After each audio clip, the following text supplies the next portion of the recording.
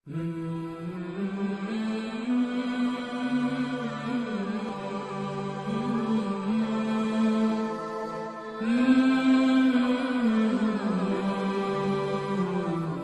اللہ الرحمن الرحیم نحمدہ و نصلی علی رسولہ الکریم۔ جی ایک سوال آیا ہے، بچے کا نام ہے محمد سبحان، تو یہ نام رکھنا جائز ہے یا جائز نہیں ہے؟ ایک بچے کا رکھا ہوا تھا، ان سے کسی نے کہا کہ جی یہ نام تبدیل کرو، تو انہوں نے ہم سے رابطہ کیا۔ تو سوال یہ ہے کہ محمد سبحان نام رکھنا درست ہے، جائز ہے یا درست نہیں ہے؟ تو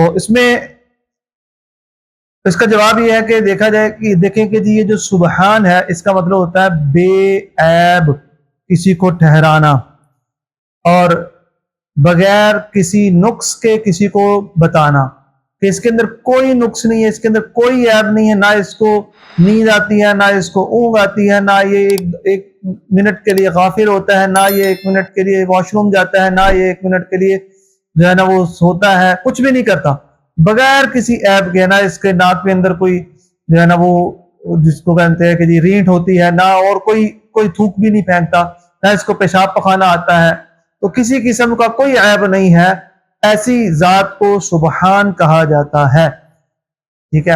اور یہ صفت جو ہے وہ صرف اور صرف اللہ تعالیٰ کی ذات کے ساتھ خاص ہے۔ تو اس لیے یہ نام رکھنا محمد سبحان یہ درست نہیں ہوگا۔ تو جس بندے نے یہ نام رکھا ہے اس کو چاہیے کہ یہ نام تبدیل کر دے، یا اس کے ساتھ عبد السبحان لگا دے یا فضل سبحان لگا دے تو یہ ٹھیک ہو سکتا ہے، یا خالی سبحان کہنا یہ بھی درست نہیں ہے، یا خالی محمد سبحان کہنا تب بھی درست نہیں ہے۔ تو اس لیے سبحان نام نہ رکھا جائے، اگر کسی نے رکھا ہے تو اس کو تبدیل کر لے، اور اگر کوئی رکھنا چاہتا ہے تو وہ نہ رکھے۔